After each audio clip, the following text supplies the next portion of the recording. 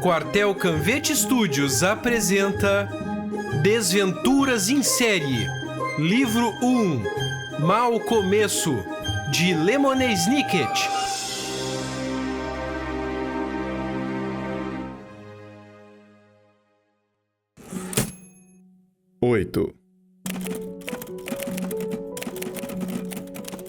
Klaus passou a noite inteira lendo, o que era algo que ele normalmente adorava fazer. Quando seus pais ainda estavam vivos, Klaus costumava levar uma lanterna para a cama, se esconder debaixo das cobertas e ler até não conseguir mais manter os olhos abertos. Certas manhãs, seu pai entrava no quarto para acordá-lo e encontrava Klaus adormecido com a lanterna numa das mãos e o livro na outra. Mas nessa noite de que estamos tratando, é claro, as circunstâncias eram muito diferentes. Klaus se postou junto à janela, apertando os olhos para ler, à tênue luz da lua por ela filtrada, o livro que contrabandeara. Vez por outra dava uma espiada nas irmãs. Violet estava dormindo de modo descontínuo, expressão que aqui significa mexendo-se e virando-se com muita frequência, na cama com aqueles calombos todos, e Sunny se envolvera de tal maneira no amontoado de cortinas que ficara parecendo uma trouxinha de pano. Klaus não havia contado nada do livro para as irmãs porque não queria lhes dar falsas esperanças. Não tinha certeza se o livro os ajudaria mesmo a sair do seu dilema. Era um livro de texto longo e difícil, e Klaus foi ficando cada vez mais cansado à medida que transcorria a noite. Seus olhos às vezes se fechavam. Pegou-se lendo a mesma frase de novo, e de novo, e de novo. Mas aí lhe vinha à lembrança como haviam brilhado as mãos de gancho do colega do Conde Olaf na biblioteca, e ele então as imaginava dilacerando sua carne, e, mais que depressa, acordava e retomava a leitura. Encontrou um pedaço de papel que não prestava para nada, rasgou-o em pequenas tiras e as aproveitou para marcar passagens significativas do livro. Quando a luz de fora passou a se tornar acinzentada com a aproximação do dia, Klaus já havia descoberto tudo o que precisava saber. Suas esperanças se levantaram junto com o sol. Finalmente, logo que os primeiros pássaros começaram a cantar, Klaus caminhou na ponta dos pés até a porta do quarto, abriu-a devagarinho com o máximo de cuidado para não tirar do seu sono sempre incompleto Violet e Sunny, esta ainda embrulhada no amontoado de cortinas, e seguiu para a cozinha, onde sentou e ficou à espera do Conde Olaf. Não precisou esperar muito até ouvir os passos do conde descendo atropeladamente os degraus da torre. Ao entrar na cozinha e ver Klaus sentado à mesa, o Conde Olaf deu um sorriso oblíquo, expressão que aqui significa sorriu de maneira inamistosa e afetada. Olá, órfão, disse ele. Acordou cedo. O coração de Klaus batia acelerado, mas ele se sentiu calmo na aparência, como se estivesse coberto por uma couraça invisível. Passei a noite em claro, disse, lendo este livro. Pôs o livro sobre a mesa para que Olaf pudesse vê-lo. Intitula-se Direito Nupcial, disse Klaus. E me ensinou muitas coisas interessantes. O Conde Olaf pegara uma garrafa de vinho para se servir da bebida como café da manhã, mas assim que viu o livro, interrompeu o que estava fazendo e sentou-se.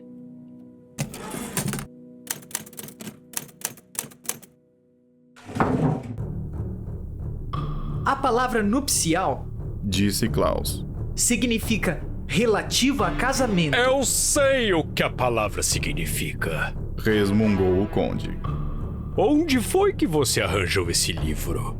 Na biblioteca da Juíza Strauss, disse Klaus. Mas isso não interessa. O que interessa é que eu descobri qual é o seu plano. Ah, é mesmo?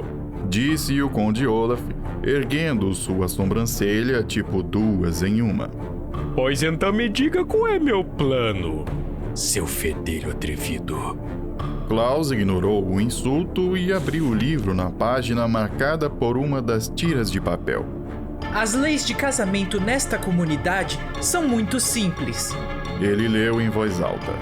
Tudo o que se exige é o seguinte: a presença de um juiz, uma declaração de sim pronunciada pela noiva e pelo noivo, e a assinatura pelo próprio punho da noiva de um documento explanatório. Klaus baixou o livro e observou para o Conde Olaf. Se minha irmã disser sim e assinar um pedaço de papel na presença da juíza Strauss, está legalmente casada. Essa peça que o senhor está montando não devia se chamar o casamento maravilhoso, mas o casamento ameaçador. O senhor não vai casar com a Violet no sentido figurado. O senhor vai se casar com ela literalmente. Essa peça não é um faz de conta, é um compromisso real e amparado pela lei. O Conde Olaf deu uma gargalhada grosseira. Ora, sua irmã não tem idade para se casar. Ela pode se casar se tiver a permissão de seu tutor legal, agindo em loco parens. Disse Klaus.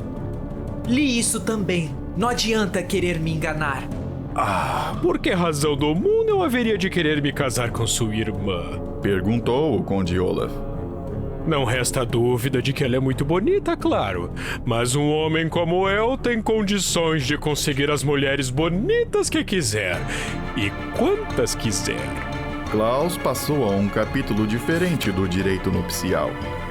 Um esposo legal tem o direito de controle sobre qualquer dinheiro em cuja posse se ache sua esposa legal. Klaus encarou o Conde Olaf com expressão triunfante. O senhor vai se casar com minha irmã para ter o controle da fortuna dos Baudelaire. Ou pelo menos foi o que o senhor planejou fazer. Mas quando eu mostrar essa informação ao Sr. Paul, sua peça não será apresentada e o senhor irá para a cadeia. Os olhos do Conde Olaf brilharam com intensidade muito maior, mas ele continuou a sorrir obliquamente para Klaus. Isso foi surpreendente. Klaus esperava que, quando lhe anunciasse o que sabia, aquele homem horrível ficasse furioso, até violento.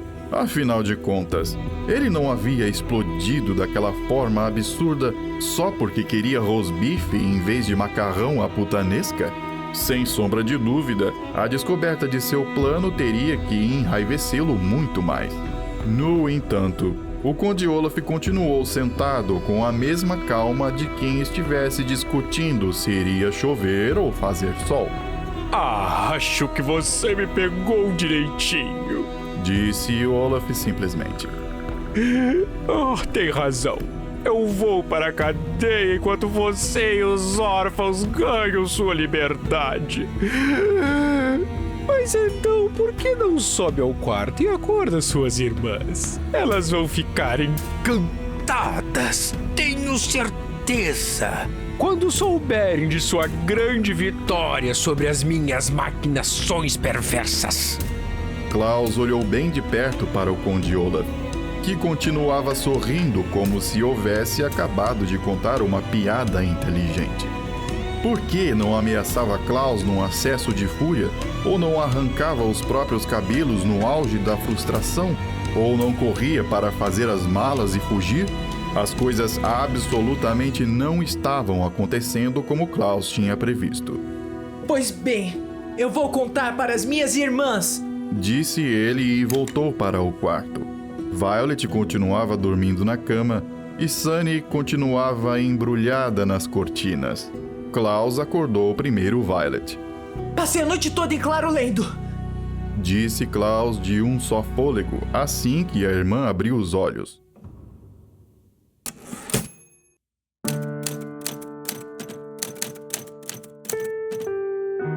E descobri que o Conde Olaf está aprontando. O plano dele é casar-se com você de verdade, quando você e a juíza Strauss e todos estiverem pensando que tudo não passa de uma peça. E uma vez que ele se torne seu marido, terá o controle sobre o dinheiro dos nossos pais e fará conosco o que bem entender. Mas como ele pode se casar comigo de verdade? Perguntou Violet. É só uma peça.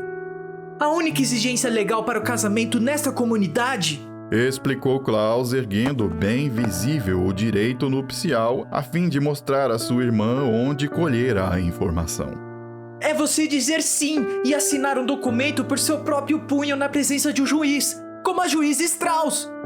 Mas eu não tenho idade suficiente para casar, é claro. Disse Violet. Eu só tenho 14 anos. Moças menores de 18 anos. Disse Klaus, correndo os dedos pelas folhas do livro até chegar a uma outra página marcada. Podem se casar se tiverem a permissão do seu tutor legal. No caso, o Conde Olaf. Ah, não! Exclamou Violet. E o que podemos fazer? Podemos mostrar isso ao Sr. Paul. Disse Klaus, apontando para o livro. E ele finalmente vai acreditar quando dissermos que o Conde Olaf não é flor que se cheire. Vista-se depressa, enquanto eu acordo Sunny, e vamos chegar ao banco na hora em que ele abre. Violet, que em geral se movimenta bem devagar pela manhã, concordou com um gesto de cabeça e na mesma hora pulou da cama e foi até a caixa de papelão procurar uma roupa decente para vestir. Klaus remexeu na trouxa de cortinas para acordar a irmã caçula. Sunny! Ele chamou carinhosamente, pondo a mão onde achava que estivesse a cabeça da irmã. Sunny! Não houve resposta. Klaus tornou a chamar. Sunny! E afastou a dobra superior das cortinas para acordar a pequena Baudelaire. Sunny! Disse mais uma vez, mas aí se deteve. Porque debaixo da cortina, tudo o que havia era outra cortina.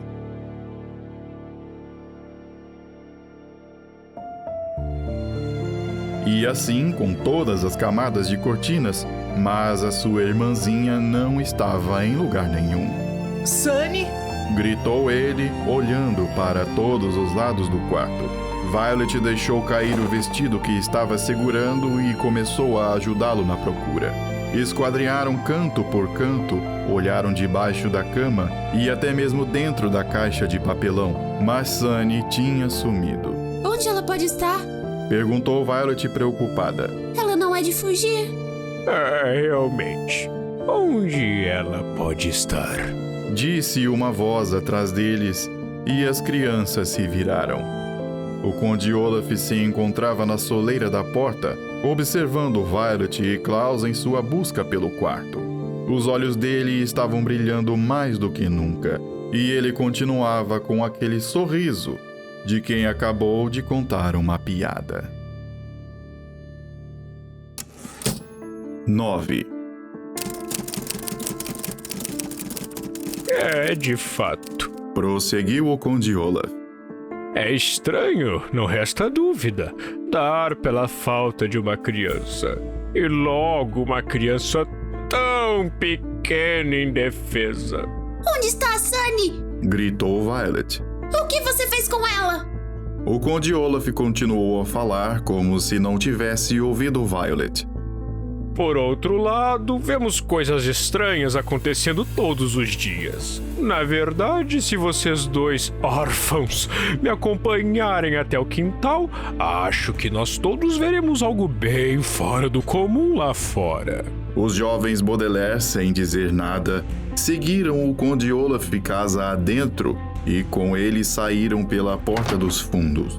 Violet olhou à sua volta, examinando o minúsculo e esquálido quintal, onde ela não pusera os pés mais desde quando nele fora forçada a cortar lenha juntamente com Klaus. A lenha continuava empilhada no mesmo lugar e no mesmo jeito em que eles haviam deixado, como se o Conde Olaf os tivesse mandado fazer aquele trabalho sem a menor necessidade ou finalidade, só para ele próprio se divertir. Violet teve um arrepio, pois ainda estava de camisola. Olhou para todos os lados e não conseguiu descobrir nada fora do comum. Vocês não estão olhando para o lugar certo. Disse o Conde Olaf. Para crianças que leem tanto, oh meu Deus, vocês dois revelam uma gritante falta de inteligência. Violet olhou na direção do conde, mas evitou os olhos dele. Os olhos que ele tinha no rosto, quero dizer. Ela estava olhando para os pés dele e viu também ali, tatuado, o olho que estivera vigiando os órfãos Baudelaire desde que seus tormentos começaram. Em seguida, os olhos dela foram subindo pelo corpo magrelo e miseravelmente vestido do Conde Olaf, até ela perceber que ele apontava para cima com sua mão ossuda. Seguiu o gesto dele e se viu olhando para a Torre Proibida. Era feita de pedra terrosa, mal cuidada, com uma única janela solitária, e junto a essa janela havia algo que se tinha uma visão pouco nítida, mas que parecia ser uma gaiola. Ah, não! Disse Klaus com uma vozinha assustada, o que levou Violet a olhar com mais atenção para a janela. Era mesmo uma gaiola, oscilando na janela da torre como uma bandeira ao vento, mas dentro da gaiola ela conseguiu ver uma Sunny encolhida e apavorada. Observando melhor, Violet notou que a irmã tinha uma faixa amarrada na boca e cordas enroladas no corpo. Ela estava inteiramente presa.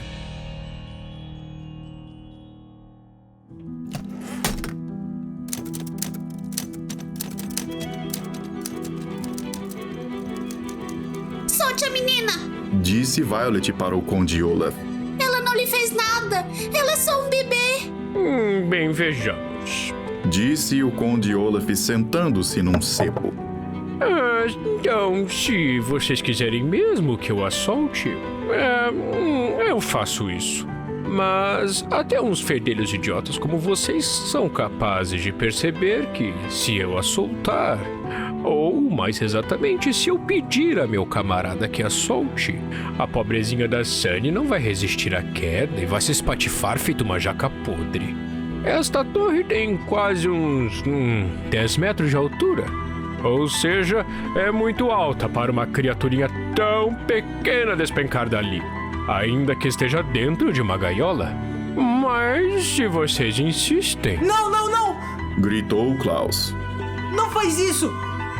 Violet olhou nos olhos do Conde Olaf, depois para o pequeno vulto que era sua irmã, pendurada no topo da torre e balançando levemente na brisa. Imaginou Sunny desabando do alto da torre até o chão. Imaginou os últimos pensamentos da irmã, que seriam de puro terror. Por favor! Disse a Olaf, sentindo as lágrimas brotarem de seus olhos. Ela é só um bebê! Faremos qualquer coisa! Mas não lhe faça mal! Qualquer coisa? Perguntou o Conde Olaf, erguendo a sobrancelha. Inclinou-se para Violet e a olhou nos olhos. Qualquer coisa você concordaria? Por exemplo, em se casar comigo durante o espetáculo de amanhã à noite? Violet o encarou. Teve uma estranha sensação no estômago, como se fosse ela que estava sendo jogada de grande altura. O que havia de realmente assustador em Olaf, ela se deu conta, era sua inegável esperteza. Não se tratava apenas de um bêbado grosseirão e desagradável, mas de um bêbado grosseirão desagradável e esperto. Enquanto vocês estão ocupados lendo livros e fazendo acusações, disse o Conde Olaf, eu mandei um dos meus mais silenciosos e sorrateiros assistentes penetrar no seu quarto e sequestrar a Sunny. Ela está em segurança por enquanto. Eu a vejo como se fosse uma vara pronta para baixar no traseiro de uma mula teimosa. Nossa irmã não é nenhuma vara! Disse Klaus.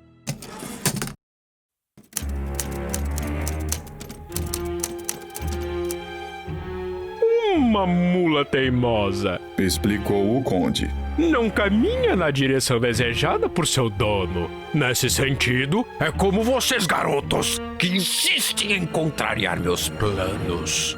Qualquer dono de animal lhes dirá que uma mula tola teimosa caminhará na direção desejada, contanto que haja uma cenoura diante dela e uma vara atrás. Ela se moverá avançando para a cenoura, porque quer a recompensa da comida, e fugindo da vara, porque não quer ser castigada pelo dono. Da mesma forma, vocês farão o que eu mandar, para evitar o castigo de perder sua irmã, e porque querem a recompensa de sobreviver a essa experiência.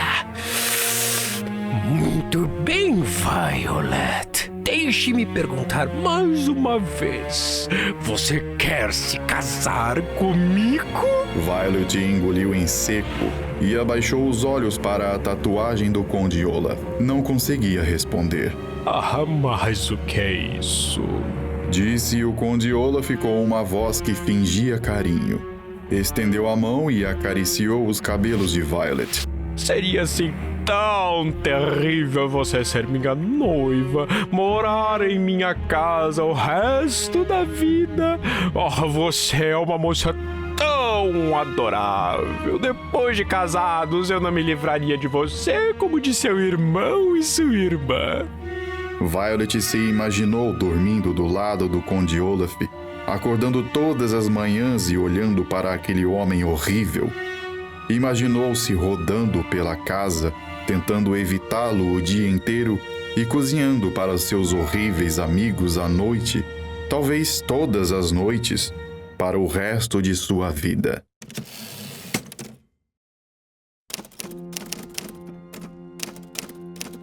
Mas foi só olhar para a irmã indefesa que não teve mais dúvidas sobre qual deveria ser sua resposta. Se libertar a Sunny, Disse finalmente. eu caso com você. Libertarei Sunny. Respondeu o conde. Depois do espetáculo de amanhã à noite. Até lá, ela continuará na torre por precaução, e vou avisando que meus assistentes montarão guarda na porta da escada da torre. Isso para o caso de vocês terem alguma ideia boba. Você é um homem terrível! Disse Klaus espumando de raiva, mas o Conde Olaf simplesmente sorriu outra vez. Pode ser que eu seja um homem terrível, Disse. mas a verdade é que fui capaz de bolar uma forma infalível de ficar com a fortuna de vocês. O que, afinal, é mais do que vocês conseguiriam com suas próprias forças. Dito isso, ele seguiu em direção à casa. Lembrem-se, órfãos. Disse ainda. Vocês podem ter lido mais livros do que eu, mas nada lhes serviu para que os levassem a melhor dessa situação. Vamos agora, me passem esse livro que lhes deu ideias tão formidáveis e vão cuidar dos serviços que eu determinei para hoje imediatamente. Klaus suspirou e cedeu o livro sobre direito nupcial, frase que aqui significa: deu o livro sobre direito nupcial ao Conde Olaf mesmo contra sua vontade. Começou a acompanhar o Conde Olaf até a casa, mas Violet permaneceu imóvel como uma estátua. Ela não prestara atenção na última fala do Conde Olaf, farta de saber que se repetiriam os elogios a ele próprio, misturados com os insultos e o desprezo de que não os poupava. Ela olhava para a torre, não para o alto, onde sua irmã balançava, mas para toda a sua extensão. Klaus se virou para olhar a irmã e notou algo que não via já fazia bastante tempo. Para quem não estivesse acostumado a viver com Violet, não veria nada que chamasse a atenção por sua estranheza.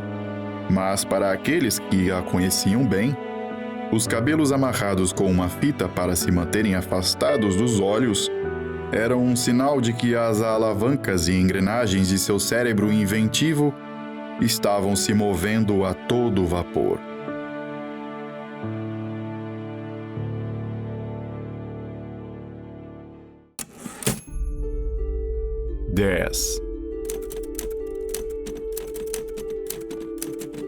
Naquela noite, Klaus foi o órfão Baudelaire com o privilégio de dormir decentemente na cama, e Violet foi a Baudelaire que ficou acordada, trabalhando à luz da lua. Durante o dia, os dois irmãos haviam estado ocupados se movimentando pela casa no cumprimento das tarefas que lhes foram determinadas e mal falando um com o outro. Klaus estava desanimado demais para falar e Violet se concentrara na área inventiva do seu cérebro, absorvida demais em seus planos para falar. Ao anoitecer, Violet recolheu as cortinas que tinham servido para a cama de Sunny e as levou até a porta que dava acesso aos degraus da torre, onde o enorme assistente do Conde Olaf, aquele que não parecia nem homem nem mulher, estava montando guarda. Violet lhe perguntou se podia deixar as cobertas com a irmã para que ela tivesse uma noite mais confortável. A enorme criatura simplesmente olhou para Violet com seus olhos vazios e balançou a cabeça, despachando-a depois com um gesto silencioso. Violet sabia, é claro, que, apavorada como se achava, Sunny não iria tirar grande consolo daqueles panos, mas o que esperava era poder, por alguns instantes, abraçá-la e dizer que tudo iria dar certo e terminar bem. Além disso, queria fazer o que se chama de reconhecimento do local. Fazer o reconhecimento do local consiste em observar determinado lugar com o objetivo de traçar um plano.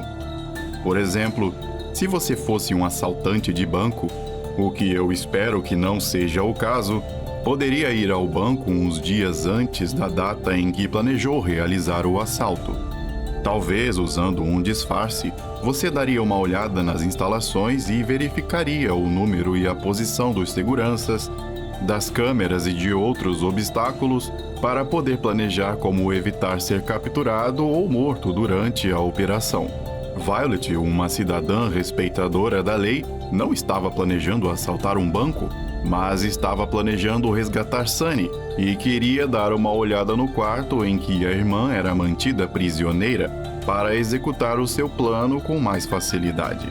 Mas parecia que não haveria possibilidade de ela fazer este reconhecimento.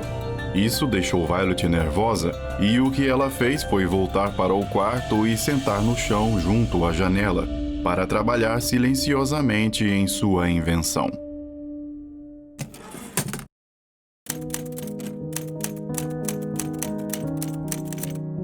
Violet tinha pouquíssimos materiais com o que inventar alguma coisa e não queria ficar rondando pela casa à procura de outros recursos, por medo de despertar as suspeitas do Conde Olaf e sua trupe. Mas o que tinha era suficiente para construir um aparelho de resgate. Acima da janela havia uma barra de metal resistente, onde antes as cortinas haviam estado penduradas, e Violet a retirou da parede e a trouxe para o chão. Utilizando uma das pedras que Olaf deixara amontoadas num canto do quarto, ela partiu a barra em duas. Então, curvou cada uma das partes em vários ângulos agudos, disso lhe resultando pequenos cortes nas mãos. Depois, Violet retirou da parede o quadro em que estava pintado o olho. Na parte de trás do quadro, como é comum encontrar em vários quadros, havia um pedaço pequeno de arame pelo qual ele se prendia no prego. Ela retirou o arame e o usou para juntar as duas partes da barra. Estava pronta uma peça semelhante a uma grande aranha metálica. Em seguida, ela foi até a caixa de papelão e de lá tirou as roupas mais feias e ordinárias que a senhora Poe comprara, artigos de vestuário que os órfãos Baudelaire seriam incapazes de usar por maior que fosse o seu desespero. Sempre trabalhando depressa e silenciosamente, ela começou a rasgar as roupas em tiras longas e estreitas e amarrar essas tiras umas às outras. Entre as muitas habilidades que tinha Violet, estava um vasto conhecimento em tipos diferentes de nós. Nessa ocasião, ela usava o nó que é chamado de língua do diabo.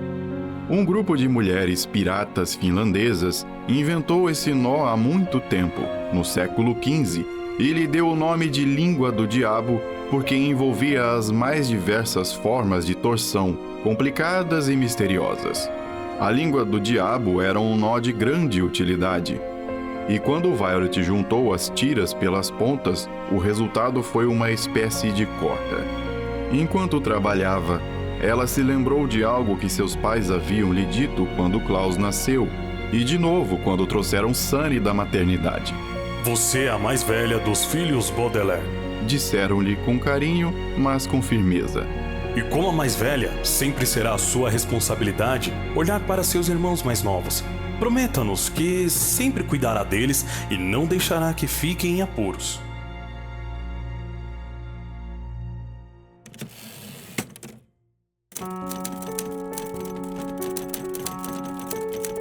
Violet se lembrou da sua promessa e pensou em Klaus, cujo machucado no rosto ainda não cicatrizara, e em Sunny, balançando no alto da torre como uma bandeira, e começou a trabalhar mais depressa. Apesar de que, evidentemente, a culpa por esse sofrimento fosse toda do Conde Olaf, Violet sentia como se tivesse quebrado a promessa feita aos pais e jurou que haveria de cumpri-la. Por fim, aproveitando a maior parte daquelas roupas ordinárias, Violet esperava ter conseguido uma corda com quase 10 metros de comprimento. Amarrou uma de suas pontas à aranha de metal e se deteve para avaliar seu trabalho. Ela havia feito o que é chamado de arpel, gancho que se usa para escalar paredões de um edifício, em geral com fins indignos. Valendo-se da ponta de metal para se fixar em alguma coisa no topo da torre e da corda para poder subir, Violet esperava alcançar o alto da torre, desprender a gaiola de Sunny e fazer a descida de volta. Tratava-se, sem dúvida, de um plano bastante arriscado. Não só porque a ação era perigosa, como também porque o arpel não fora comprado numa loja vendida para esse tipo de coisa. Mas esse arpel fora tudo o que Violet conseguira construir na falta de um laboratório de invenções adequado, e o tempo estava se esgotando. Ela não havia contado a Klaus sobre seu plano, porque não queria lhe dar falsas esperanças, de forma que, sem acordá-lo, pegou seu arpel e se retirou do quarto na ponta dos pés. Uma vez fora da casa, Violet percebeu que seu plano era ainda mais difícil do que pensara. A noite estava silenciosa, o que a obrigaria a não fazer praticamente barulho nenhum.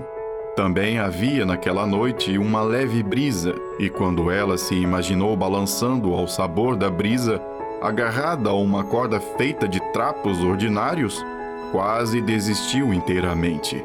E a noite estava escura, o que tornava difícil para ela ver aonde arremessaria o arpel de modo que o gancho se fixasse em alguma coisa.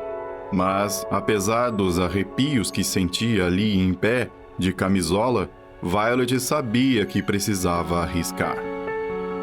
Usando sua mão direita, lançou o arpel com toda a força o mais longe que pôde e esperou para ver se ele agarrava em alguma coisa.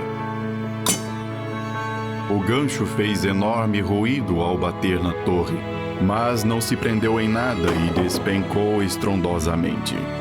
Com o coração batendo, Violet permaneceu imóvel, imaginando que o Conde Olaf ou alguns de seus cúmplices apareceria para investigar.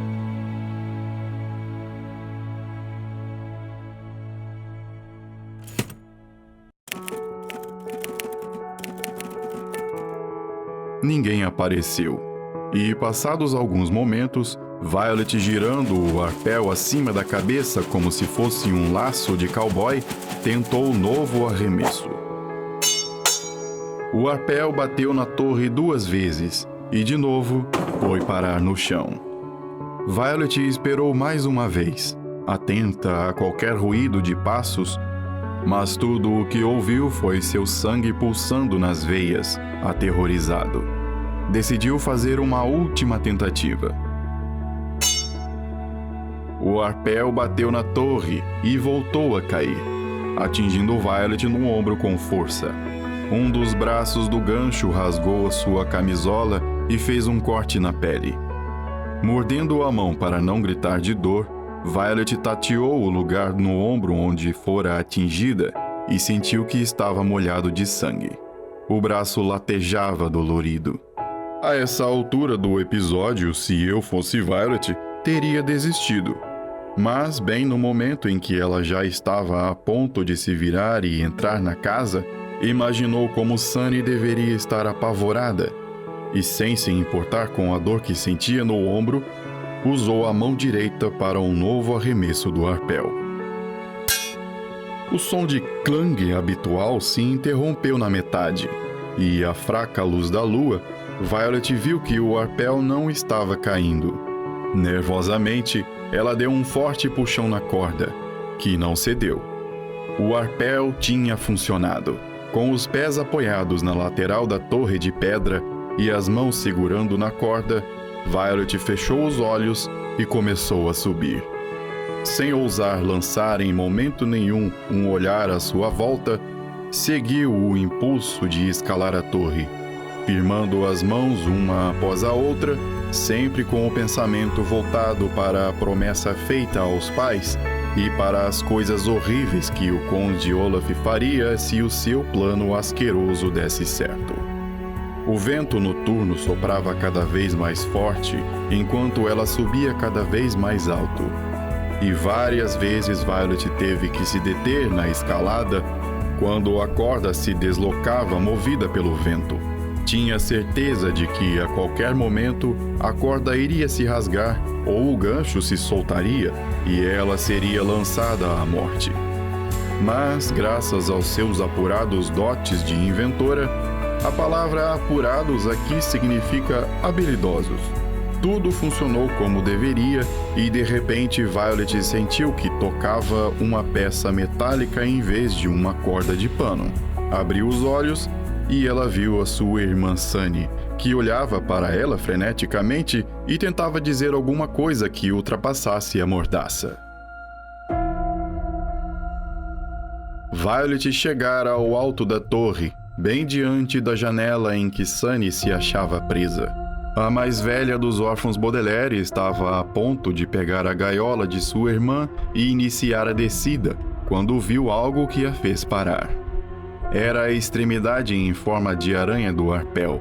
Agora Violet podia ver onde e em que parte do alto da torre, depois daquelas primeiras tentativas fracassadas, aquela extremidade tinha ido enfim se fixar. Enquanto seguia sua escalada, Violet imaginara que o gancho do arpel estaria preso em alguma reentrância na pedra ou em algum canto da janela, ou talvez num móvel dentro do quarto da torre, e lá se aguentava firme. Mas não foi nada disso que aconteceu.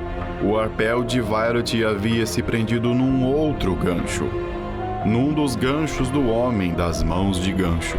E o outro gancho, Violet viu, estava cintilando ao luar, estendido na direção dela.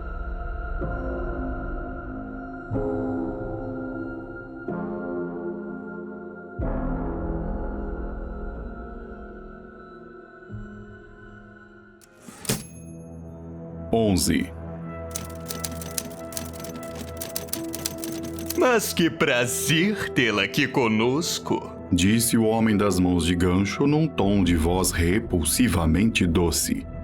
Violet, na mesma hora, tentou recuar às pressas pela corda, mas o assistente do Conde Olaf era ágil demais para ela. Numa única manobra, ele a carregou para dentro da torre e, com a mão de gancho, ainda deu um puxão na corda que fez despencar aos trambolhões o aparelho por ela inventado para resgatar a irmã. Eu fico tão feliz por você estar aqui, disse o homem das mãos de gancho. Estava justamente pensando como seria bom ver o seu lindo rostinho. Sente-se. O que você vai fazer comigo? Perguntou Violet.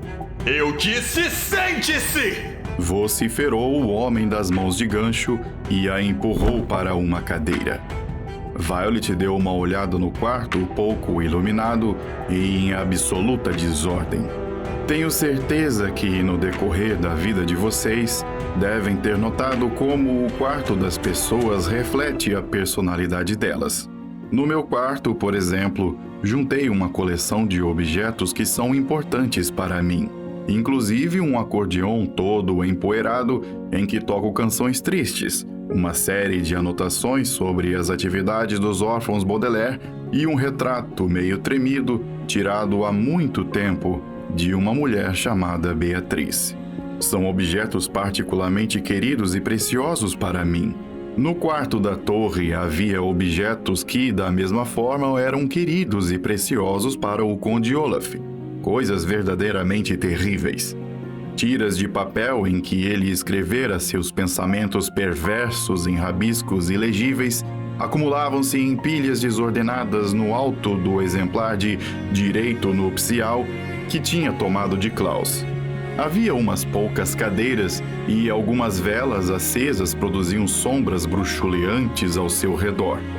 Por todo o chão, viam-se garrafas de vinho vazias e pratos sujos espalhados.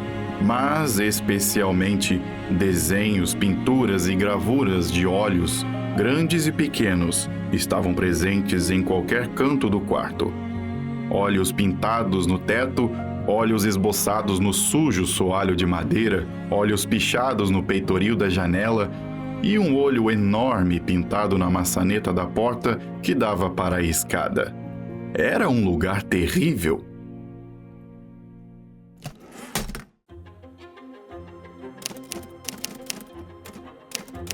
O homem das mãos de gancho retirou um walkie-talkie de um bolso de seu ceboso sobretudo. Com certa dificuldade, apertou um botão e esperou um instante. Chefe, sou eu. Disse. Sua inocente noivinha acabou de escalar a torre para tentar salvar a fedelha que dá mordidas. Fez uma pausa enquanto o Conde Olaf dizia algo. Não sei. Com uma espécie de corda? Era um arpel. Disse Violet e rasgou uma das mangas de sua camisola a fim de fazer uma atadura para pôr no ombro. Eu mesma fiz. Ela está dizendo que era um arpel. Disse o homem das mãos de gancho, falando pelo walkie-talkie. Não sei. Chefe. Certo, chefe. Claro que eu sei muito bem o que ela é sua. Certo, chefe. Apertou um botão para desligar e depois virou para Violet. O Conde Olaf está muito descontente com sua noivinha. Não sou noiva dele. Disse Violet asperamente.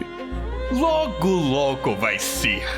Disse o homem das mãos de gancho, fazendo com o gancho um gesto de advertência que a maioria das pessoas faria com o dedo indicador. Mas enquanto isso, eu preciso ir pegar o seu irmão. Vocês três vão ficar trancados neste quarto até o anoitecer.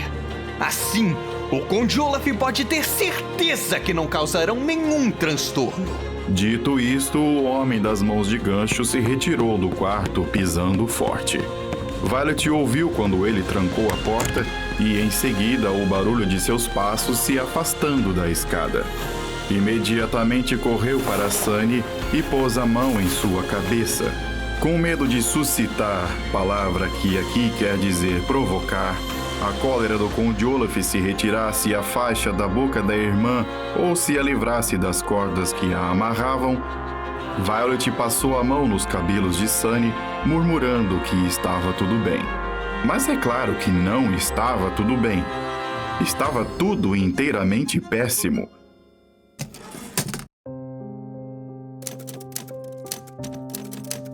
Com o penetrar das primeiras luzes da manhã no quarto da torre, Violet se pôs a pensar em todas as coisas horríveis por que ela e seus irmãos tinham passado nos últimos tempos. Seus pais morreram súbita e tragicamente. A senhora Paul lhes comprara roupas feias e ordinárias.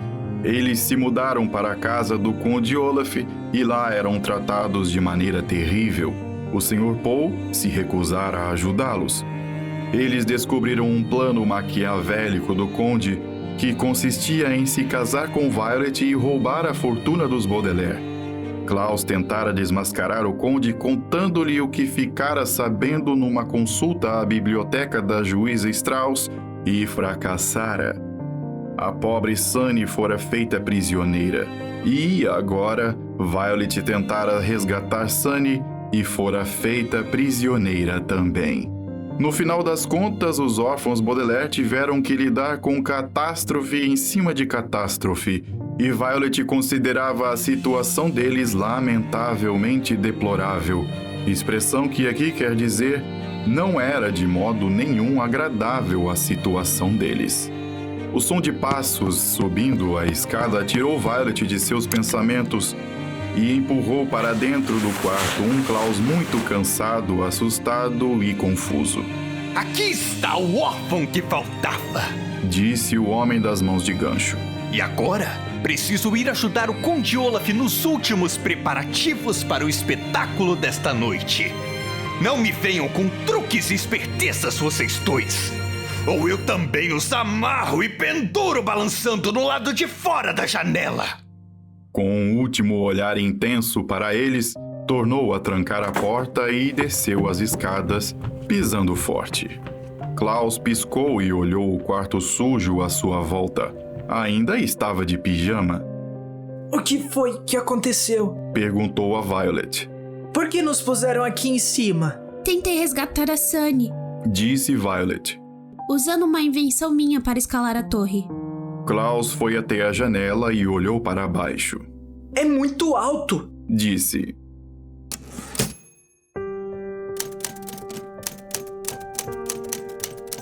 Você deve ter ficado apavorada. Dava medo, sim. Ela admitiu. Mas não tanto quanto a ideia de me casar com Olaf. Sinto muito que a sua invenção não tenha funcionado, disse Klaus com tristeza. A invenção funcionou perfeitamente. Disse Violet, passando a mão no ombro ferido. Acontece que eu fui descoberta e me pegaram. Agora estamos perdidos. O homem das mãos de gancho disse que nos manterá presos aqui até a noite. Aí começa o casamento maravilhoso. Você acha que seria capaz de inventar alguma coisa que nos ajudasse a fugir? Perguntou Klaus, olhando à sua volta no quarto. Talvez. Disse Violet. Por que não dá uma olhada nesses livros e papéis? Pode ser que haja alguma informação que sirva para nós. Nas poucas horas que se seguiram, Violet e Klaus procuraram no quarto e em sua própria mente qualquer coisa capaz de ajudá-los. Violet tentou encontrar objetos com que pudesse inventar algo. Klaus deu uma boa olhada nos papéis e nos livros do Conde Olaf. Vez por outra, eles iam até Sunny, sorriam para ela e passavam a mão em sua cabeça para tranquilizá-la. Ocasionalmente, Violet e Klaus falavam um com o outro, mas a maior parte do tempo ficavam em silêncio, mergulhados nos próprios pensamentos. Ai, se tivéssemos querosene, disse Violet por volta do meio-dia. Eu poderia fabricar coquetéis Molotov com essas garrafas. O que são coquetéis Molotov? Perguntou Klaus. São pequenas bombas preparadas dentro de uma garrafa. Explicou Violet. Poderíamos jogá-las pela janela e atrair a atenção de quem estivesse passando perto daqui. Mas não temos querosene, disse Klaus melancolicamente.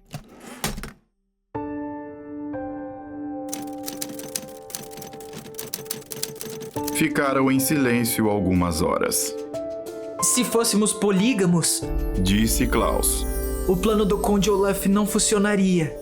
E polígamos são o quê? Perguntou Violet. Polígamos são pessoas que casam com mais de uma pessoa.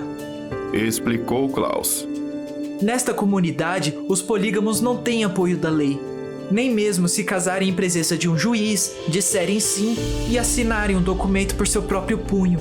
Li isso aqui no direito nupcial. Mas não somos polígamos, disse Violet melancolicamente. Ficaram em silêncio mais algumas horas. Poderemos quebrar essas garrafas ao meio, disse Violet, e usá-las como facas. Mas fico com medo que a trupe do Conde Olaf nos vença pela força. Você poderia dizer não em vez de sim, disse Klaus. mas fico com medo de que o Conde Olaf mande jogar a Sunny torre abaixo. É o que eu faria, sem a menor dúvida. Disse o Conde Olaf, provocando um sobressalto nas crianças. Elas estavam tão envolvidas na conversa que nem o ouviram subir a escada e abrir a porta. Vestiam uma roupa extravagante e a sua sobrancelha havia sido encerada para parecer tão brilhante quanto seus olhos. Atrás dele se postava o homem das mãos de gancho, que sorriu e acenou para os garotos com um dos ganchos. Vamos, órfãos! Disse o Conde Olaf. Chegou o grande momento. Meu colega aqui vai ficar neste quarto, mantendo contato permanente pelos nossos walkie-talkies. Se alguma coisa não sair bem no espetáculo desta noite, sua irmã será jogada para a morte. Violet e Klaus olharam um para o outro, depois para Sunny, que continuava balançando em sua gaiola, e saíram atrás do Conde Olaf.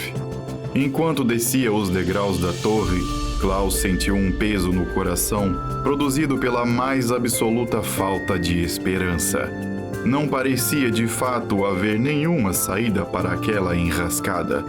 Violet sentia o mesmo, até o momento em que estendeu a mão direita para se apoiar no corrimão.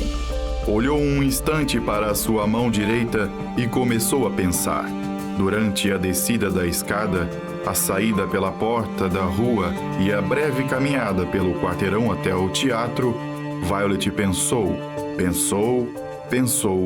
no maior esforço de concentração de toda a sua vida.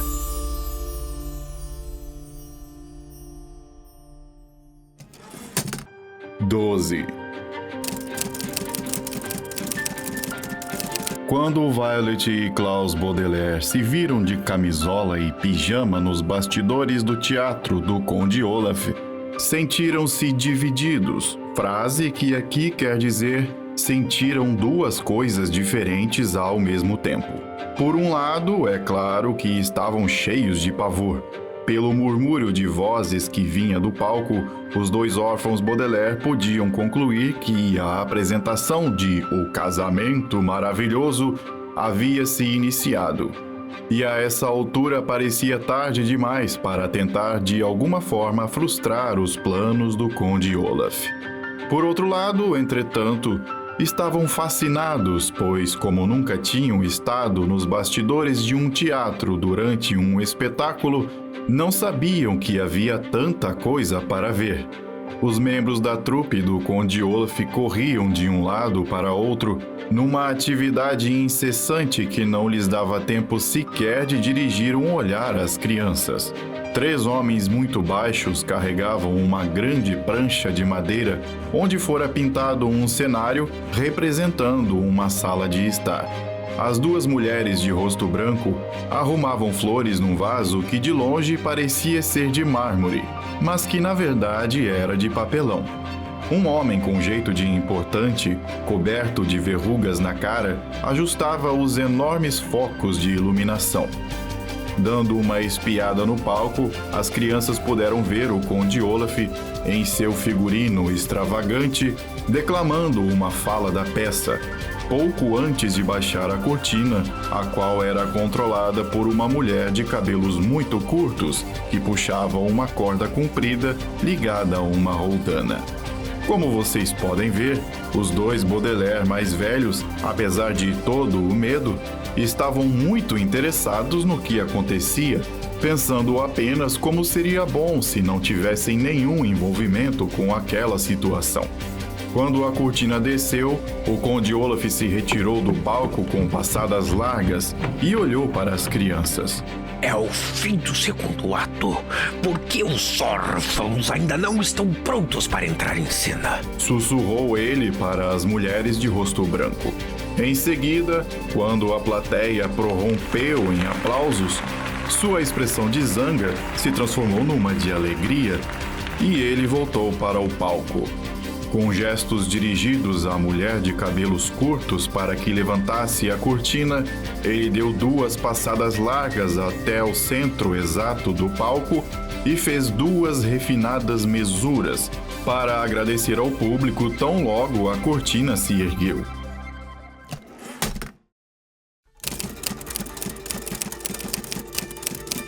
Acenava e atirava beijos para a plateia enquanto a cortina voltava a baixar. Então, mais uma vez, seu rosto se encheu de indignação. O intervalo dura só 10 minutos. Disse. E as crianças têm que entrar em cena. Tratem de vesti-las e rápido.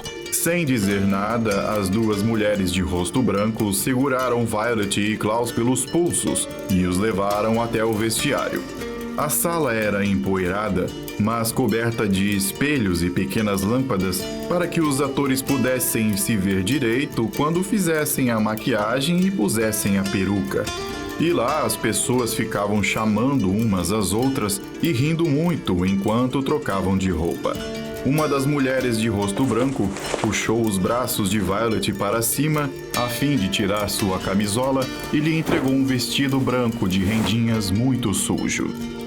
Enquanto isso, a outra mulher de rosto branco havia despido Klaus de seu pijama e mais que depressa botara o menino numa roupa azul de marinheiro que pinicava seu corpo e lhe dava a aparência de criança que acabou de aprender a andar. Não é emocionante? Disse uma voz e, quando as crianças se voltaram, viram a juíza Strauss pomposamente vestida com uma toga e usando uma peruca empoada. Ela segurava um livrinho. Crianças, vocês estão fantásticas! A senhora também. Disse Klaus. Que livro é esse? Ora, essas são as minhas falas. Disse a juíza Strauss. O Conde Olaf pediu que eu trouxesse um livro jurídico e lesse o texto autêntico da cerimônia de casamento, para dar à peça um tom absolutamente realista. Tudo que você tem para dizer, Violet, é sim, mas eu tenho que fazer um discurso e tanto. Vai ser bem divertido. Sabe o que seria bem divertido mesmo? Disse Violet com cuidado. A senhora trocar as falas aqui e ali. Pouca coisa. O rosto de Klaus se iluminou. Juiz Strauss, a senhora pode ser criativa. Não há razão para seguir à risca a cerimônia. Não se trata de um casamento de verdade. A juíza Strauss franziu a testa. Não sei não, crianças. Eu acho melhor seguir as instruções do Conde Olaf. Afinal, o responsável é ele. Juiz Strauss! Chamou uma voz. A sua presença está sendo requerida na sala de maquiagem. Meu Deus! Eu preciso ir fazer a maquiagem. A juíza Strauss tinha uma expressão sonhadora, como se estivesse para ser coroada rainha e não apenas para receber algumas camadas de pó e cremes no rosto. Crianças, agora tenho que ir. Nos vemos no palco, meus queridos. A juíza saiu correndo enquanto as mulheres de rosto branco terminavam de arrumar as crianças. Uma delas pôs uma grinalda florida nos cabelos de Violet, que nesse momento se deu conta, horrorizada, de que estava vestida de noiva. A outra pôs um boné de marinheiro em Klaus, que se olhou num dos espelhos e ficou arrasado ao constatar como estava feio. Seus olhos encontraram os de Violet, que também se mirava no espelho. O que podemos fazer? Disse Klaus bem baixinho. Fingir que estamos doentes? Talvez cancelassem o espetáculo. O Conde Olaf perceberia que era mentira. Replicou Violet melancolicamente.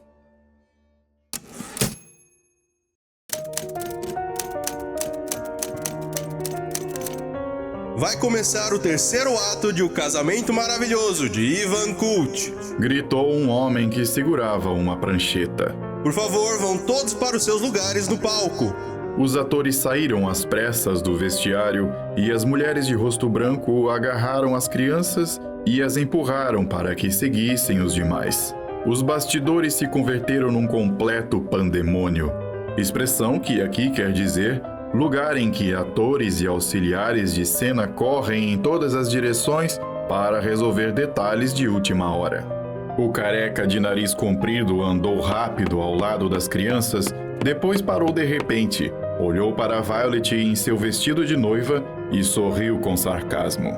Nada de gracinhas, hein? Disse para os dois, levantando um dedo ossudo. Lembrem-se, Quando entrarem em cena, façam exatamente o que devem fazer. O Conde Olaf estará com o walkie-talkie na mão durante todo o ato. E se vocês fizerem uma única coisa diferente do combinado, ele liga na mesma hora para onde está Sunny. Já sei, disse Klaus penosamente. Estava cansado de ser ameaçado do mesmo modo tantas vezes seguidas. Pois tratem de fazer exatamente como foi combinado. Tornou a dizer o homem. Tenho certeza de que assim farão. Disse uma voz de repente, e quando as crianças se voltaram, viram o Sr. Paul em trajes muito formais e acompanhado de sua mulher. Ele sorriu para as crianças e se aproximou, a fim de apertar-lhes a mão.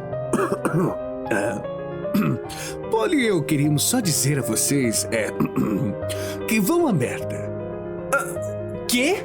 Disse Klaus, chocado. É uma expressão que se usa em teatro. Explicou o Sr. Paul. Com o sentido de boa sorte no espetáculo desta noite. Fico feliz de ver que vocês se adaptaram à vida com seu novo pai e que até participam de atividades familiares.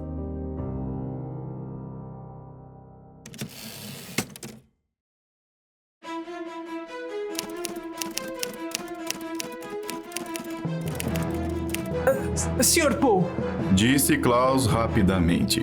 Violet e eu temos uma coisa importante para lhe dizer. É muito importante. O quê? Disse o Sr. Paul. Pois é. E interrompeu o Conde Olaf.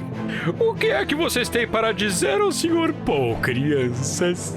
O Conde Olaf havia surgido como num passe de mágica, e seus olhos brilhantes encaravam significativamente as crianças. Numa das mãos, Violet e Klaus puderam ver que ele segurava um walkie-talkie. Só queríamos lhe dizer que agradecemos muito tudo que o senhor fez por nós, Sr. Paul. Disse Klaus, sem muita firmeza. Era tudo o que queríamos dizer.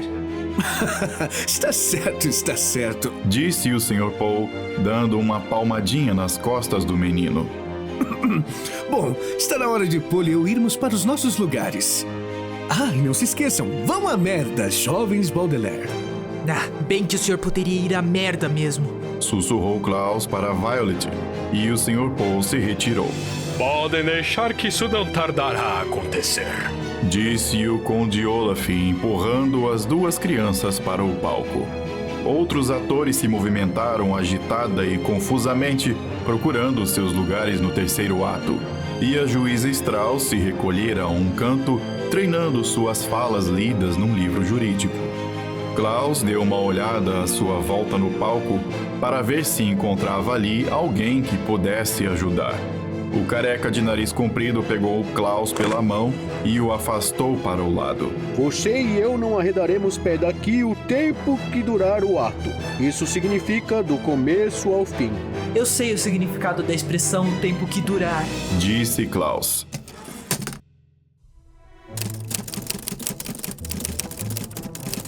Nada de inventar bobagens. Disse o careca. Klaus ficou olhando sua irmã vestida de noiva tomar lugar ao lado do Conde Olaf quando subiu a cortina. Depois ouviu os aplausos da plateia quando se iniciou o terceiro ato de O Casamento Maravilhoso. Não vejo no que pode interessar a vocês a descrição do enredo dessa insípida, a palavra insípida aqui quer dizer chata e boba, peça escrita por Ivan Culto, porque era uma peça de amargar e sem importância real para a nossa história. Vários atores e atrizes travavam diálogos dos mais chatos e se deslocavam incessantemente no palco da cena, enquanto Klaus procurava trocar olhares com cada um deles, tentando de algum modo pedir ajuda. Logo se deu conta de que aquela peça devia ter sido escolhida só como pretexto para o perverso plano de Olaf, e não por seu valor como entretenimento, já que era visível a perda de interesse do público, que se mexia mais e mais nas poltronas.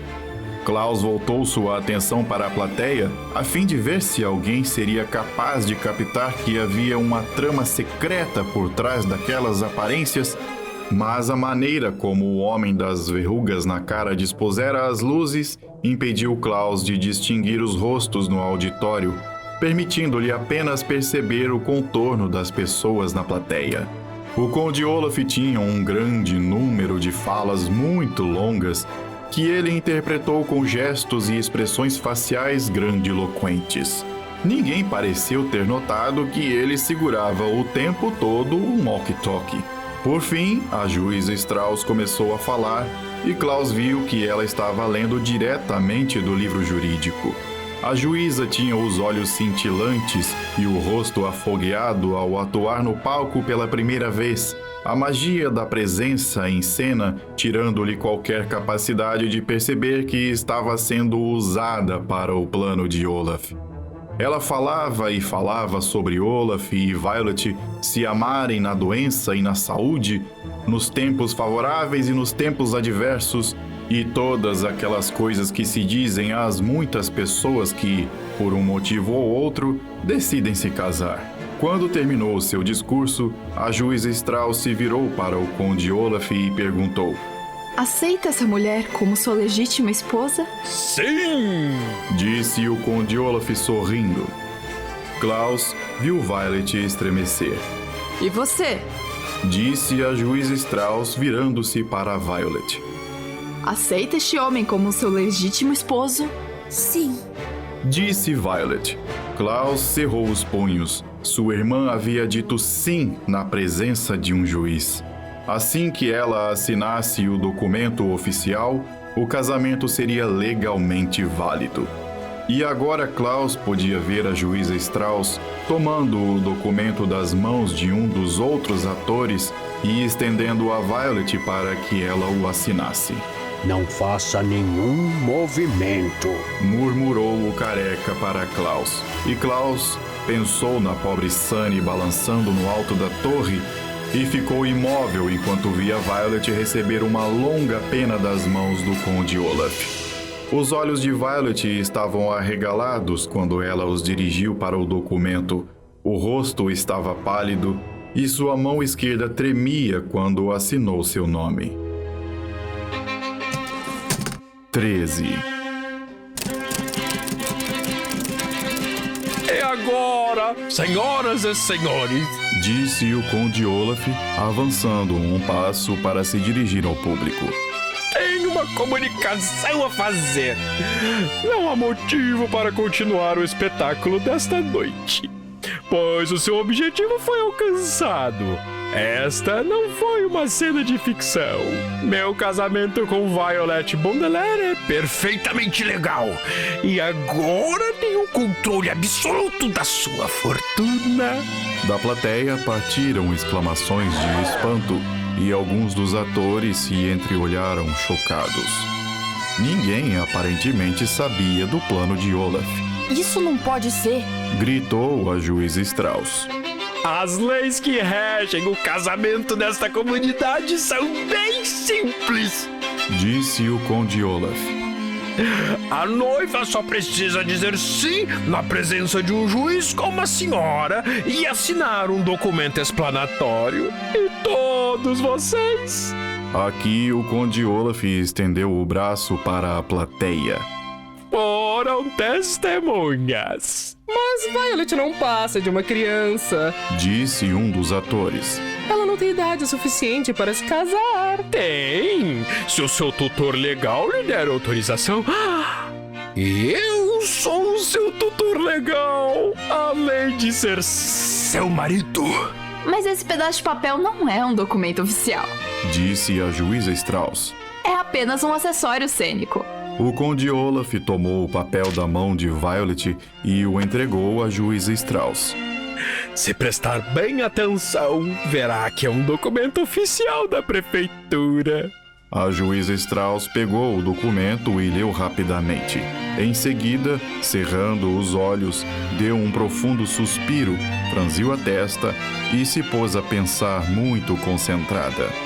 Klaus olhou para ela e ficou imaginando se era essa a expressão que o rosto da juíza Strauss assumia quando ela julgava na Suprema Corte.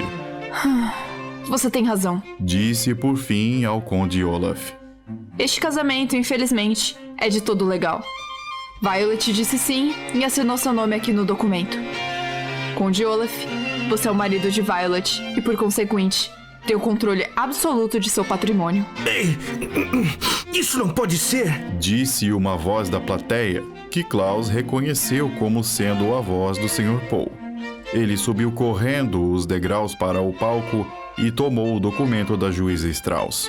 É um terrível contrassenso! Eu lamento, mas esse terrível contrassenso tem apoio na lei. Disse a juíza Strauss. Seus olhos se encheram de lágrimas. Eu não posso acreditar que tenha sido enganada tão facilmente. Eu jamais faria nada que pudesse prejudicar suas crianças. Foi muito fácil enganá-la. Disse o Conde Olaf num sorriso maldoso.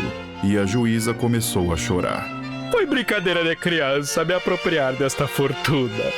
E agora, se me dão licença, minha noivinha e eu temos que ir para casa. Afinal, é a noite de núpcias. Primeiro tem que soltar a Sunny. Esbravejou Klaus. Você prometeu soltá-la. Onde está a Sunny? Perguntou o Sr. Poe. Está que não tem para onde se virar neste momento. Disse o Conde Olaf. Se me perdoam um gracejo... Seus olhos brilhavam ao apertar os botões no walkie-talkie e esperar que o homem das mãos de gancho respondesse ao chamado. Alô? É claro que sou eu, seu idiota. Tudo correu como combinado. Por favor, tire Sunny da gaiola e venha com ela diretamente para o teatro. Klaus e Sunny têm algumas tarefas para fazer antes de deitar.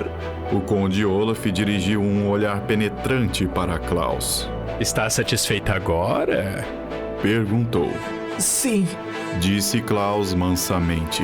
Não estava satisfeito coisíssima nenhuma, é claro, mas pelo menos a sua irmã caçula já não estava pendurada numa torre. Não pense que está livre. O careca sussurrou para Klaus.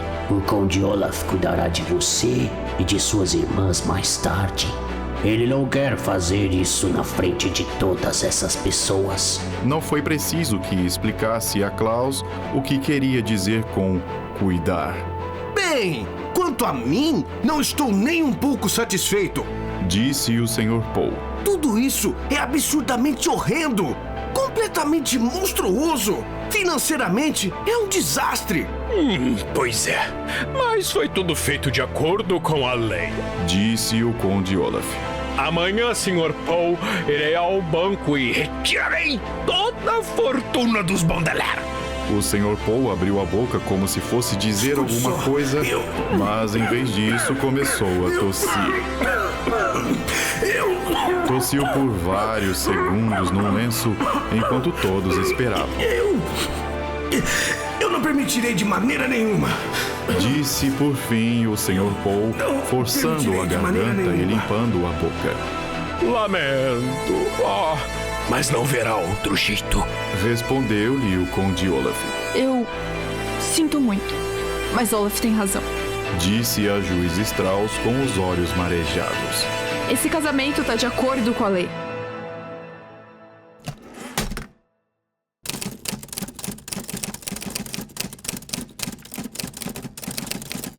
Desculpe. Disse Violet de repente. Mas a juíza pode estar enganada. Todos se viraram a fim de olhar para a mais velha dos órfãos Baudelaire. Ora, o que disse mesmo, minha condessa? Perguntou Olaf. Não sou sua condessa. Disse Violet irascível, palavra que aqui quer dizer num tom de extrema irritação. Pelo menos não acho que seja. Por que não? Quis saber o Conde Olaf. Não assinei o documento pelo meu próprio punho, como a lei determina. Disse Violet. O que quer dizer com isso? Todos aqui vimos! A sobrancelha, tipo duas em uma do Conde Olaf, estava começando a se erguer de raiva. Eu acho que o seu marido está com a razão, querida. Disse a juíza Strauss tristemente. Não adianta querer negar. As testemunhas são muitas. Como a maioria das pessoas. Disse Violet. Eu sou destra, mas assinei o documento com a mão esquerda. O quê? Como? Gritou o Conde Olaf. Arrancou o papel das mãos da juíza Strauss e o examinou. Seus olhos brilhavam mais do que nunca. Você é uma mentirosa! Rosnou para Violet. Não, não é. Disse Klaus animando-se. Eu estou lembrado, porque eu reparei que sua mão esquerda tremia no momento que ela assinou seu nome. É impossível provar! Disse o Conde Olaf. Se quiser, disse Violet.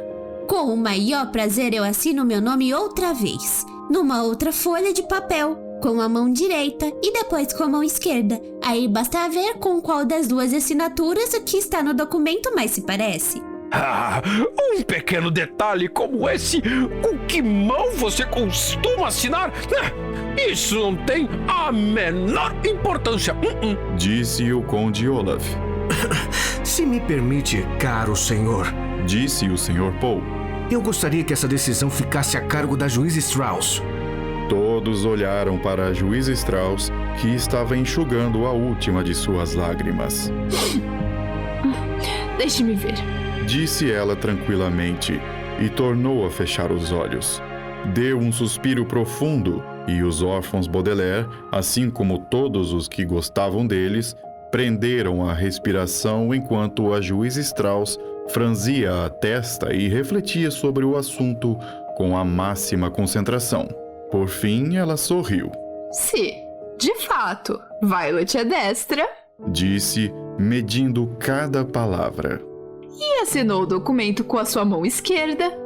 Disso resulta que a assinatura não preenche os requisitos das leis nupciais. A lei determina claramente que a noiva assine o documento por seu próprio punho. Portanto, podemos concluir que este casamento é inválido. Violet, você não é uma condessa. Viva! Gritou uma voz da plateia e várias pessoas aplaudiram. Viva!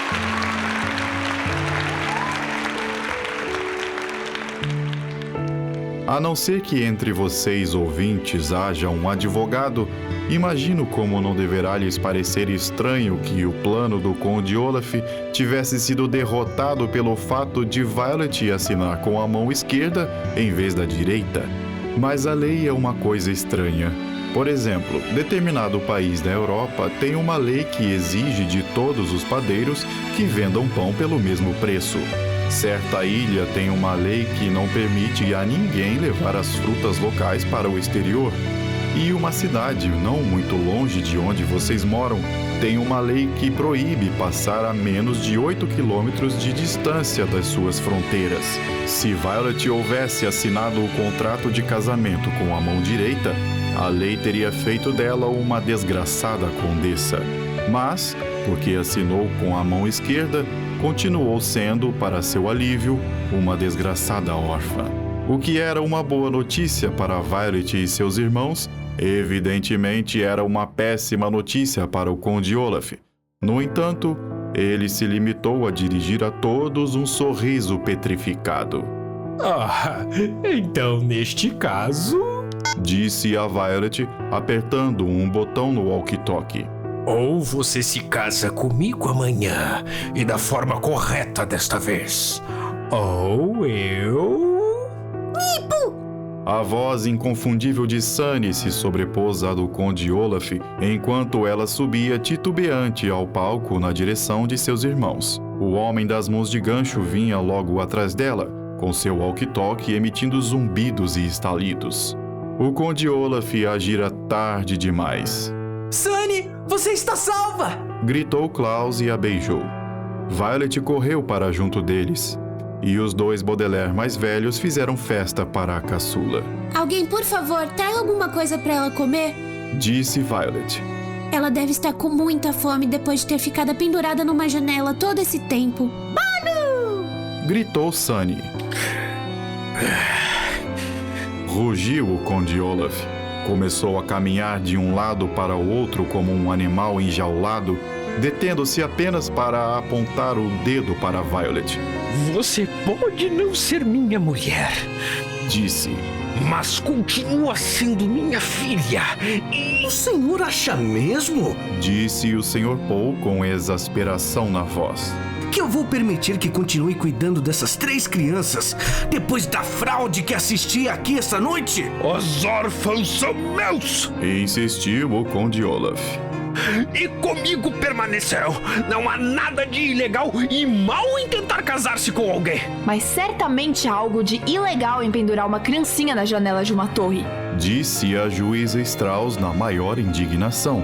O senhor, Conde Olaf, irá pra cadeia e as 3 crianças vão morar comigo. É isso aí, mas que absurdo! É um psicopata! Prendam esse danado! Disse uma voz na plateia e outras se juntaram a ela. Levem-no para a cadeia! É um homem malvado! E devolvam o nosso dinheiro! A peça é uma porcaria! O Sr. Paul segurou o Conde Olaf pelo braço e, depois de um breve acesso de tosse, anunciou com voz áspera. Prendam em nome da lei! Ah, Juiz Strauss! Disse Violet. É verdade mesmo? Podemos ir morar com a senhora? Claro que é verdade! Disse a juíza Strauss. Eu gosto muito de vocês, crianças. E eu me sinto responsável por sua felicidade. Vamos poder usar a sua biblioteca todo dia? Perguntou Klaus. Vamos poder trabalhar no jardim? Perguntou Violet. Tornou a gritar Sunny e todos riram.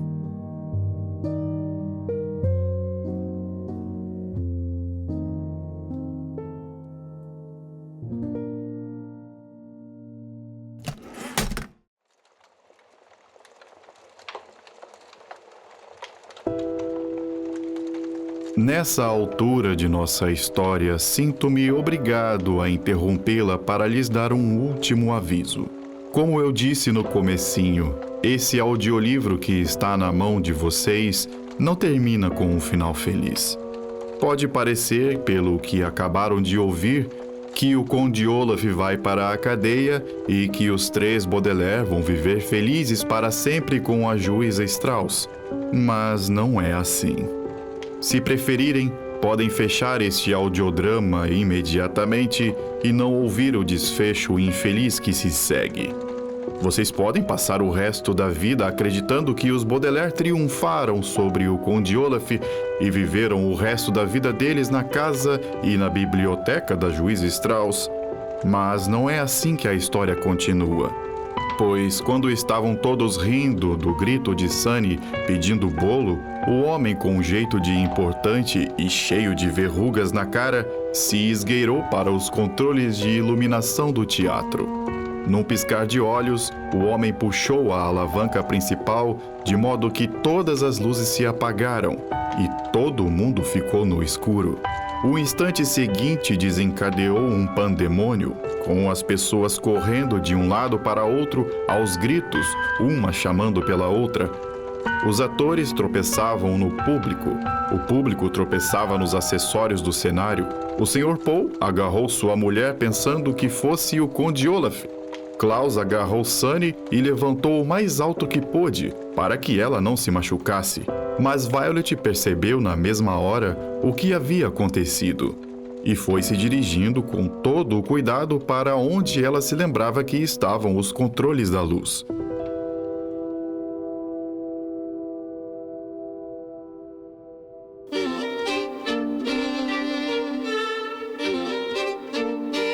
Durante a apresentação da peça, Violet observara atentamente aqueles controles, fazendo um registro mental dos aparelhos para o caso de eles poderem ser utilizados em alguma invenção.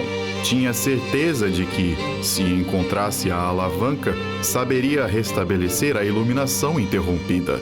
Com os braços estendidos para frente como se fosse cega, Violet foi abrindo o caminho através do palco, em passos cautelosos, para não esbarrar nos móveis e nem nos atores sobressaltados. Na escuridão, Violet mais parecia um fantasma, com seu vestido de noiva branco se descolando lentamente pelo palco, até que, assim que chegou onde se achava a alavanca, Violet sentiu alguém tocar em seu ombro. Um vulto se inclinou para sussurrar-lhe no ouvido. Ainda que seja a última coisa que eu faça, hei de ficar com a sua fortuna. E quando tiver conseguido isso, vou matá-los, os 3, com as minhas próprias mãos. Violet deu um grito abafado de terror, mas puxou a alavanca. O teatro inteiro se inundou de luz. Todos piscaram e olharam em torno. O Sr. Paul soltou o braço de sua mulher.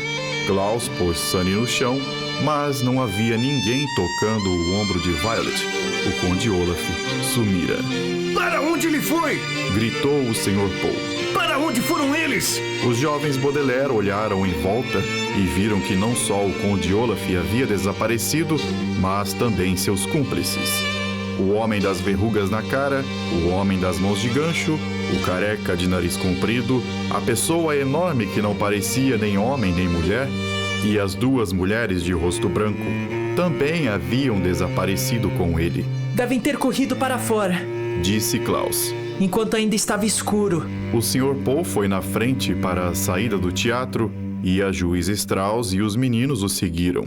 Viram que, bem ao longe, mas bem ao longe mesmo, no final do quarteirão, um carro preto, do tamanho de uma limusine, se afastava para dentro da noite. Talvez tivessem nele o Conde Olaf e seus colegas. Talvez não. Em todo caso, o carro virou uma esquina e desapareceu na cidade escura, enquanto as crianças assistiam sem dizer nada. Droga! Disse o Sr. Paul. Eles fugiram. Mas não se preocupem, meninos. Iremos pegá-los. Vou ligar para a polícia imediatamente. Violet, Klaus e Sunny se entreolharam. Sabiam que não seria tão simples como o Sr. Paul dizia. O Conde Olaf trataria de ficar longe enquanto planejava o seu próprio movimento.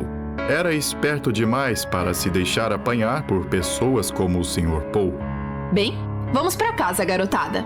Disse a juíza Strauss. Vamos deixar para nos preocupar com isso amanhã. Depois que eu tiver preparado um bom café da manhã para vocês. O Sr. Paul tossiu. Espere um minuto. Disse, baixando os olhos para o chão. Lamento dizer-lhes isto, meninos, mas não posso permitir que sejam criados por alguém que não é parente de vocês. Quê? Exclamou Violet.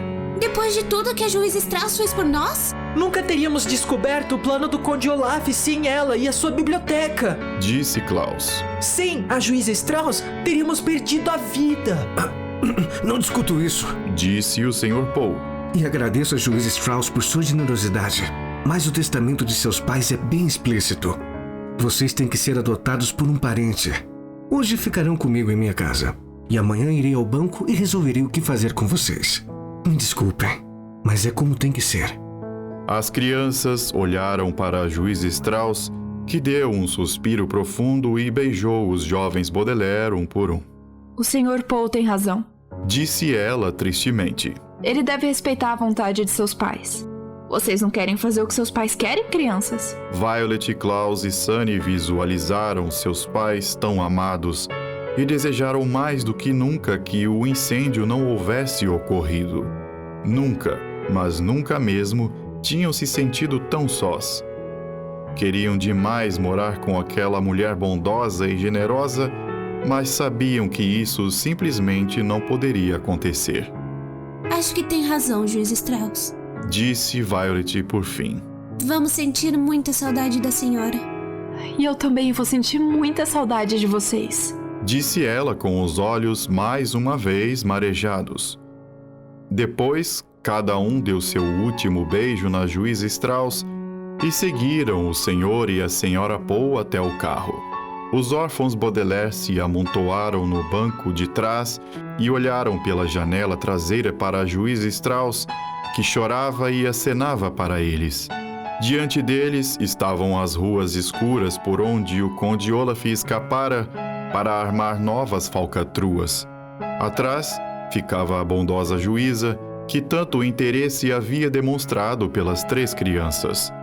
Para Violet, Klaus e Sunny, parecia que o Sr. Paul e a lei estavam errados em sua decisão de afastá-los da possibilidade de uma vida feliz com a juíza Strauss, encaminhando-os para um futuro desconhecido na companhia de algum parente desconhecido. Não compreendiam por que devia ser assim, mas, como ocorre em tantos acontecimentos infelizes da vida, o fato de não compreendermos uma coisa não significa que ela seja menos real. Os Baudelaire ficaram bem juntinhos para enfrentar o ar frio da noite e continuaram acenando pela janela traseira. O carro foi se afastando mais e mais, até a juíza se tornar um pontinho de nada na escuridão, e a impressão que ficou nos garotos foi que o rumo que a sua vida ia tomando era uma aberração, frase que aqui quer dizer não tinha o menor sentido e traria muito desgosto.